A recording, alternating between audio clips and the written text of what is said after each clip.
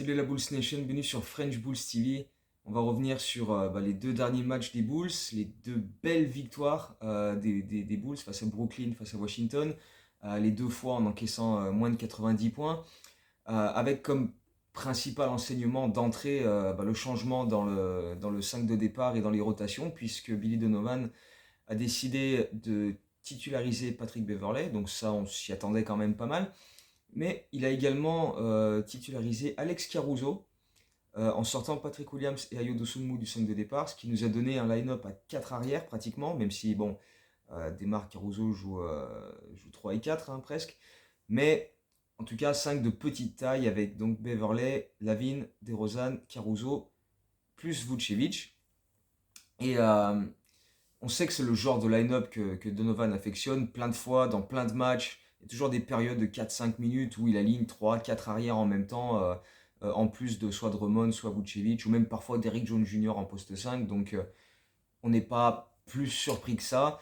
Euh, on sait que c'est quelque chose qui l'affectionne particulièrement. Il faut aussi se rappeler que courant décembre, il avait déjà tenté de sortir Ayo et Patrick Williams du 5 en mettant Caruso et Javonte Green. Sauf que le même match, les deux se sont blessés. Donc du coup, il a remis Williams et Ayo dans le 5. Et ça n'avait pas changé depuis. Là, la différence, c'est surtout que Patrick Beverley, il peut jouer plus de 10-15 minutes par soir, au contraire de Goran Dragic qui est toujours blessé, mais ça on y reviendra. Et voilà, il peut jouer plus régulièrement, plus de minutes, donc il y a plus de confiance de la part de Donovan pour l'aligner. Et puis voilà, ça reste dans la lignée des vrais meneurs dont c'est le métier, dont c'est vraiment le poste, comme il en a connu tout au long de sa carrière, Westbrook, Chris Paul à OKC, Lonzo Ball l'année dernière. Et voilà, tous des profils organisateurs qui peuvent, voilà, avec un gros QI basket, créer le jeu et organiser le jeu, et qui sont aussi des défenseurs de bonne qualité. Donc, il a décidé de remettre ça, et ça a été extrêmement payant sur ces deux matchs. Il a commencé par celui face à Brooklyn pour la reprise, et là, faut le dire, ça n'a pas fait un pli. Euh, En partie parce que Brooklyn est en reconstruction, il y a eu les trades de KD, il y a eu des trades de Kyrie Irving, etc. Plein de nouveaux joueurs qui sont arrivés en retour, Spencer Dinwiddie, Michael Bridges, etc. Et donc voilà, ils cherchent encore un petit peu des automatismes, et puis bon, ils sont pas forcément en recherche de résultats non plus. Euh, et puis aussi, il y a le fait qu'on leur a opposé une énorme défense d'entrée de jeu en fait, parce qu'avec ce line-up à 4 arrières, et notamment avec Caruso et Patrick Beverley qui sont les premiers remparts, les murailles défensives avec les mains actives qui coupent toutes les lignes de passe. Brooklyn a perdu beaucoup de ballons en début de match. On a bloqué les drives. Ils n'ont pas eu de possibilité de venir attaquer le cercle, mettre des points à l'intérieur. Donc du coup, on les a plus ou moins forcés à prendre des shoots extérieurs. Et comme ils ont eu très peu d'adresse à ce niveau-là, ils ont eu beaucoup de difficultés à marquer des points contre nous. Et personne n'a été capable de vraiment prendre le scoring à son compte. À la pause, après 24 minutes de jeu, Brooklyn avait inscrit 29 points. 29 points en shootant à 24% au shoot. Incroyable. Et on en a évidemment profité cette fois-ci. Autant il y a des fois on arrivait à faire des trucs plutôt intéressants en défense, mais après de l'autre côté en attaque on n'arrivait à pas grand-chose. Autant là, c'était fluide, c'était bien organisé, il y avait des attaques du cercle, il y avait du mouvement de balle, il y avait des cuts. Patrick Beverley a signé quelques bonnes passes parce qu'il est capable de reconnaître ce que va faire l'équipe adverse, trouver le mismatch et le servir, notamment Vucevic à l'intérieur. Même Lavin, on l'a vu faire des post-ups, ce qui est quand même assez rare pour lui. Euh, et on menait de 34 points à la pause, donc 63 à 29. Et derrière, on a su parfaitement gérer cette avance. Mieux que ça, on l'a augmenté parce qu'on a continué d'être agressif, extrêmement dissuasif en défense pour voilà, continuer de leur faire vivre une soirée cauchemar et faire en sorte qu'ils ne puissent pas lancer le moindre run. Et du coup, on est monté à plus 40, plus 50 même au tout début du quatrième quart-temps avec un alley-oop de Kobe White pour André Drummond, et ça faisait 101 à 51 à ce moment-là. Donc Ça a été un carnage absolu et quand tu regardes les stats à la fin de ce match, c'est monstrueux. Donc on s'est imposé 131-87, donc 44 points d'écart. On a mené les rebonds de 26, donc on a gagné les rebonds de 26 quand même, ce qui est quand même assez énorme comme différence. On a mis 40 points de plus que dans la raquette, 62-22, donc ce qui est quand même hallucinant comme chiffre. On a shooté à 57%, ils ont shooté à 37%. Et donc on les a battus de 44 points, ce qui est dans le top 5 des plus grosses défaites, des plus larges défaites de l'histoire des Nets. Voilà, on peut le dire, ça a été un retour triomphant de la part des Bulls après la coupure All-Star qui a fait du bien à tout le monde pour recharger un peu les batteries, notamment Zach LaVine, mais on va y revenir. Mais surtout celui dont il faut parler, c'est évidemment Patrick Beverley, qui a parfaitement réussi ses débuts. Il a été excellent, que ce soit en défense pour voilà, non seulement lui s'imposer physiquement, bloquer les drives, les mains actives, faire les bonnes aides dans le bon tempo, faire les close-out, mais également euh, dans sa communication constante quand il est sur le parquet. Il dit à Vooch de rester sur son gars, il va placer Zach LaVine, il va dire à Demar voilà, d'avoir les mains actives, de partir suivre le gars qui part en cut. Euh, et tout le temps, tout le temps, tout le temps, t'entends que lui, il tape dans les mains, il applaudit, il encourage, et vraiment, il bouge tout le monde. Il bouge tout le monde. Et même quand il est sur le banc, tu le vois dès que quand il est sur le banc, il parle à ceux qui sont à côté de lui sur le banc, il leur donne des conseils. Puis dès qu'il y a un temps mort, c'est le premier à venir voir les gars qui reviennent vers le banc, leur disant allez les gars, voilà, c'est comme ça, continuez, etc. Donc vraiment, il a animé le truc de manière assez dingue. Et voilà, toujours à l'énergie, toujours, toujours, toujours. Euh, et même quand ils voient un truc qui va pas, à un moment, il y a Patrick Williams qui s'oublie défensivement, il y a un temps mort, et Williams va sur le banc, et Pat Bev va le voir, il fait oh, viens là, viens là, viens là, viens là, où tu vas, va pas t'asseoir, hop, je vais te parler, ça tu l'as pas fait, nanana. Patrick Beverley, il faisait ça avec LeBron James et Anthony Davis aux Lakers. Donc Patrick Williams, il lui parle comme il veut, il s'en bat les couilles, quoi. Que ce soit Demar, que ce soit Zach ou n'importe qui d'autre. Lui, il s'en fout. S'il a quelque chose à te dire, il va te le dire. Et si il pense que voilà, t'as loupé un truc, que t'as fait n'importe quoi, il va te corriger, il va te dire voilà, non, fais-le pas comme ça, etc. Et on a déjà repéré beaucoup d'automatismes et de repères entre lui et Caruso. Et enfin, en même temps, avec leur profil, ça semblait assez évident. Un peu comme Caruso et Lonzo Ball l'an dernier, en fait, que les deux allaient vraiment bien cliquer ensemble et être se compléter l'un l'autre, en fait. Et c'est déjà ce qu'on a vu sur ces deux premiers matchs, donc c'est extrêmement, extrêmement plaisant. Donc voilà, Patrick Beverley a réussi ses débuts dans sa ville natale, parce que voilà, comme on l'a dit, il est de Chicago, donc pour lui jouer United Center, c'est quand même pas anodin, donc c'était vraiment cool. Après pour le reste, j'ai trouvé que Ayo Dosunmu et Patrick Williams avaient plutôt bien encaissé le fait de débuter sur le banc, mais je pense que ça les décharge d'un point entre guillemets, parce que quand tu sais que tu es entouré de Vucevic, DeRozan et Zach LaVine, t'as pas trop entre guillemets à t'occuper de l'attaque, même si on est toujours à dire qu'on aimerait bien en voir un peu plus de la part de Patrick Williams, que Ayo on aimerait bien qu'il rentre ses shoots extérieurs, mais surtout tu te dis on doit faire le taf défensivement pour ces trois-là, et quand t'es deux jeunes joueurs comme ça qui sont encore en plein développement, c'est pas évident. Là, quand t'as des mecs expérimentés comme Caruso et Patrick Beverley qui cachent un peu les problèmes défensifs des trois autres, comme Lonzo Ball le faisait à merveille l'an dernier, tout de suite, ça apporte un peu plus d'équilibre. Et eux, en sortant du banc, ont plus d'opportunités offensivement que s'ils devaient forcément donner les ballons à Zach LaVine, à DeMar DeRozan, etc. Et d'ailleurs, sur ce match-là, Patrick Williams a été excellent. Il a mis 17 points, il a été très actif, il a attaqué le cercle, il a mis des 3 points. Ayo Dosunmu a pris 9 rebonds, ce qui est c'est pas son record en carrière, mais pas loin. Euh, il a mis quelques lay-ups, etc. Il était plutôt actif. Euh, et puis après, bah, le reste du banc s'est fait plaisir. Vu l'énorme blowout, tout le monde a eu un peu l'opportunité de se montrer. André Drummond a signé un nouveau double-double en sortie de banc avec 13 points et 10 rebonds. Dalen Terry a mis 3 paniers à 3 points en fin de match. 3 sur 3 à 3 points. Des shoots. Voilà, dans le geste, c'est pas fou, mais il est en pleine confiance. Et là, il s'est fait plaisir sur la fin de match. Et ma foi, pourquoi pas. On a même vu le premier panier sous le maillot des Bulls de Terry Taylor qui est arrivé en provenance des Pacers avec un two-way contract. Et ensuite, il a fait ses débuts avec les Windy City Bulls en G-League 2 jours après en claquant un bon double-double, genre 23 points, 11 rebonds, un truc comme ça, à genre 10 sur 13 au shoot, un truc dans le délire. Donc voilà, on a vu un petit peu tout le monde et c'était plaisant, sauf Simonovic qui ne jouera jamais, hein, mais ça bon, ça on le sait. Et puis bah, le Big Three, hein, Vucevic, double-double relativement discret, avec 13 points, 10 rebonds, 5 sur 9 au shoot. DeRozan, il n'a pas forcé grand-chose, hein, 17 points tranquillement. Mais Zach LaVine, Zach LaVine, ouh.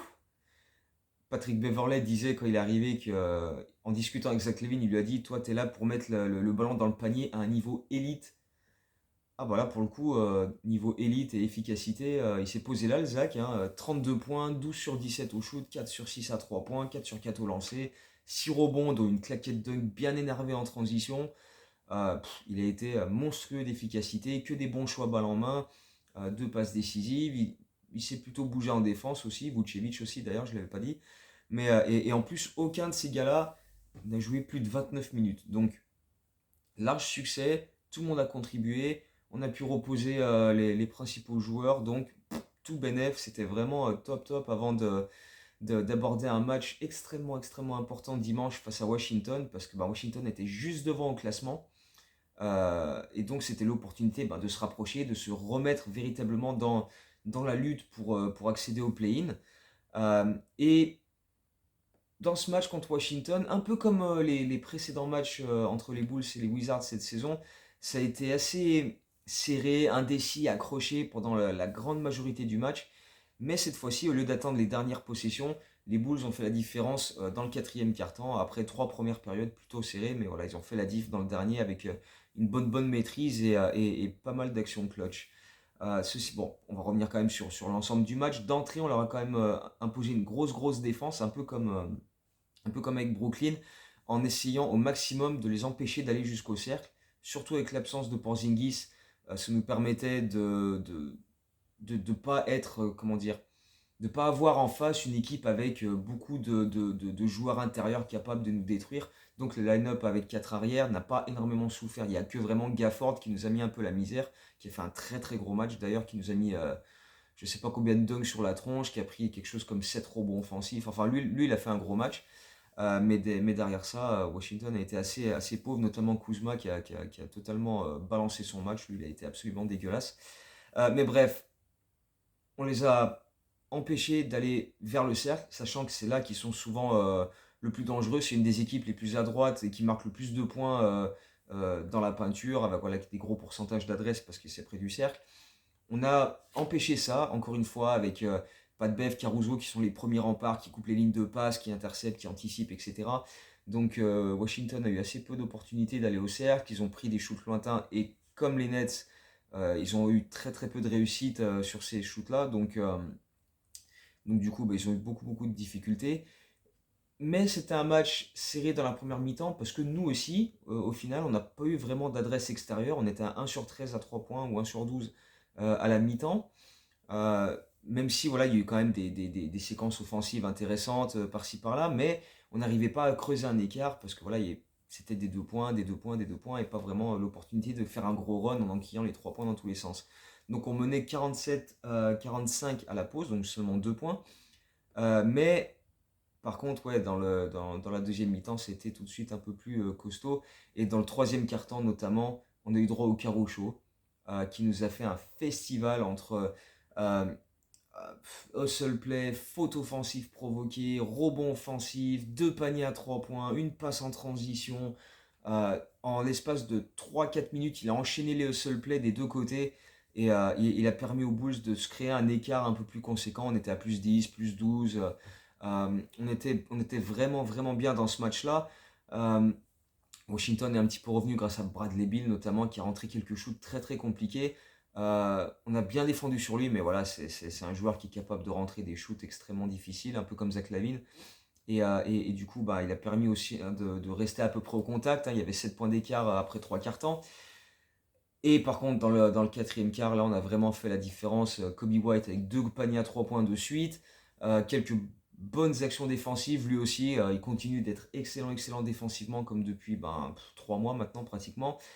Et puis, le temps d'un soir, DeMar DeRozan s'est retransformé en King of the Force. Il a mis 11 points dans le quatrième quart avec des mid-range, des and-one dans tous les sens, tout en maîtrise. Prise à deux, pas prise à deux, pas les couilles, shoot sur ta tronche, qu'est-ce que tu vas faire, boum. Donc voilà, il a mis 11 de ses 29 points dans le dernier quart-temps. Il a permis à l'équipe de prendre 21 points d'avance et ensuite lui, Zach LaVine, Vucevic, tout ça, on finit le match sur le banc en regardant le reste finir le taf. Donc finalement, DeRozan a inscrit 29 points, Zach LaVine 27 points avec encore d'excellents pourcentages, je crois qu'il a fini 11 sur 18. Donc voilà, sur ces deux matchs, il a été extrêmement, extrêmement efficace, 2 sur 4 à 3 points aussi. Kobe White a mis 17 points en sortie de banc, 6 sur 8 au shoot, 3 sur 5 à 3 points. Vucevic encore un double-double avec 16 points et 13 rebonds. Euh, donc là encore, voilà, même si le banc dans son ensemble a été moins productif en termes de points, genre Ayo qui a fini à 0 points et qui a un peu déjoué. Patrick Williams qui a été très discret avec seulement 5 points et très peu de shoot. Mais voilà, quand tu as Kobe White dans cette vibe-là qui enchaîne et qui rentre des shoots monstrueux, plus tes trois joueurs principaux qui cartonnent tous, ça permet de faire la différence face à ce genre d'équipe qui a eu très très peu l'opportunité de nous faire mal parce qu'ils ont shooté de manière catastrophique eux aussi. Donc du coup, on a signé deux succès de belle qualité, deux succès très larges, plus 44 contre Brooklyn, plus 20 contre Washington, moins de 90 points encaissés les deux fois. Donc voilà, on retrouve une certaine confiance, un certain momentum et on se replace dans la course au play-in parce qu'on revenait à 0,5 victoire de Washington grâce à ce succès. Et en plus, donc du coup, on est à 2 victoires, 2 défaites contre Washington cette saison. Et si jamais il y a un tiebreaker, c'est le bilan face aux équipes de notre division. Et là, pour le coup, il est largement favorable pour les Bulls par rapport à Washington dans leur division, où il y a Boston, où il y a les Knicks, etc. Et les Nets, donc ils ont eu un peu plus de difficultés. Nous, pour le coup, on est quand même bien meilleur à ce niveau-là, même si on a fait un 0 sur 4 face à Cleveland. Donc voilà, comme je disais, la confiance est revenue, on est vraiment dans un bon momentum. On va évidemment rester prudent parce qu'on sait avec cette équipe que voilà, ils nous ont habitués toute cette saison. T'en gagnes 3, t'en perds 4, t'en gagnes 3, t'en perds 6. Là, on avait perdu les 6 derniers matchs avant la coupure. Donc là, on en a gagné 2, ça fait bien bien plaisir, on se remet dans la course. Mais voilà, il va falloir évidemment enchaîner, surtout avec les matchs qui arrivent. Ça va être très très important pour continuer de bien se mettre dans la course pour le play-in le plus longtemps possible. Et puis il va falloir aussi observer comment on va maintenir ce line-up à 4 arrières. Parce que là, on a affronté deux équipes avec des secteurs intérieurs pas franchement monstrueux. Comme on l'a dit, à Washington, il manquait Porzingis. Les Nets, il n'y avait pas grand-chose à part Nick Claxton à l'intérieur. Pas vraiment de rotation non plus avec du monde capable de nous faire mal à l'intérieur physiquement, etc. Donc il faudra voir face à des équipes un peu différentes. Parce qu'en plus, ces équipes-là, donc Washington et Brooklyn, n'ont pas eu l'adresse extérieure pour nous punir. Brooklyn, ils ont fait 12 sur 44 à 3 points. Washington, 6 sur 28.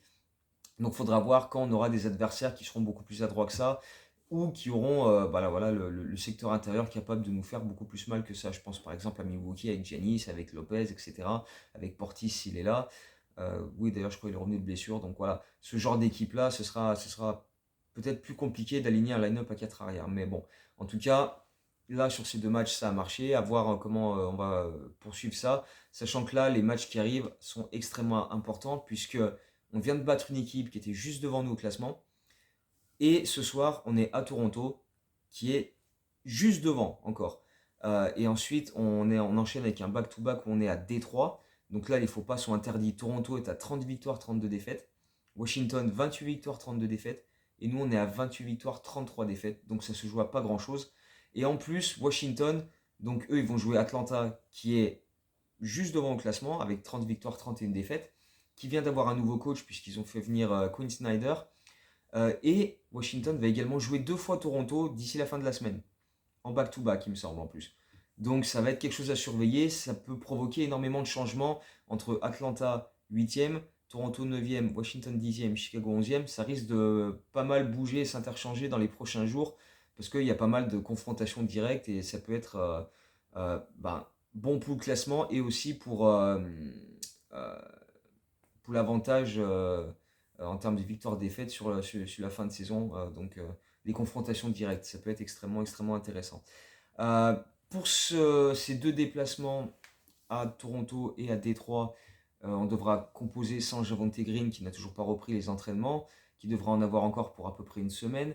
On devra faire également sans Goran Dragic qui n'a même pas fait le déplacement.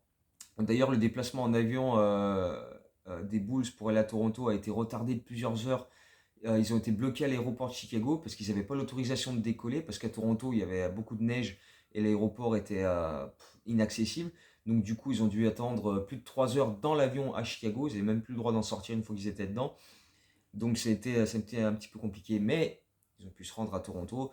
Donc voilà, ça devrait le faire pour le match de ce soir. Match, comme on l'a dit, extrêmement important et confrontation de qualité parce que Toronto était sur une bonne série. Ils ont perdu leur dernier match, mais avant ça, je crois qu'ils en avaient gagné 5 de suite. Donc ils étaient sur une dynamique quand même assez positive et ils n'ont pas énormément d'absents non plus. Donc ça va être un duel assez solide à suivre, mais super intéressant à suivre. Euh, donc on va se retrouver après le back-to-back pour discuter de tout ça. Je vais pas pouvoir voir le match avant mercredi assez tard dans l'après-midi. Ensuite, je devrais pouvoir faire le live tweet face à Détroit dans la nuit de mercredi à jeudi. Et puis ben voilà, prochaine vidéo pour décortiquer ce back-to-back en espérant voilà, deux victoires qui nous remettraient bien dans la course au play-in. Parce que si par contre on fait un voire deux faux pas sur ces deux matchs-là, ça va devenir compliqué. Là, on a une belle opportunité cette semaine avec plein d'oppositions entre les équipes qui sont proches l'une de l'autre pour frapper un bon coup. Donc, si on peut enchaîner quelques victoires, c'est maintenant qu'il faut le faire. Parce qu'après vendredi, on reçoit Phoenix. Ça va pas être la même. Après, il y a Indiana dimanche. On sait qu'ils nous ont posé des problèmes aussi dernièrement. Donc voilà, il faut prendre un max de victoires face aux équipes de bas de tableau pendant qu'on le peut. Pour se relancer, parce qu'après là, on a encore des grosses équipes sur les semaines qui arrivent, donc ça va être encore plus compliqué. Donc voilà, on se retrouve probablement vendredi pour décortiquer ce back-to-back à Toronto, à Détroit, en espérant deux victoires supplémentaires au compteur. Donc voilà, d'ici là, portez-vous bien et à bientôt. Ciao, Bulls.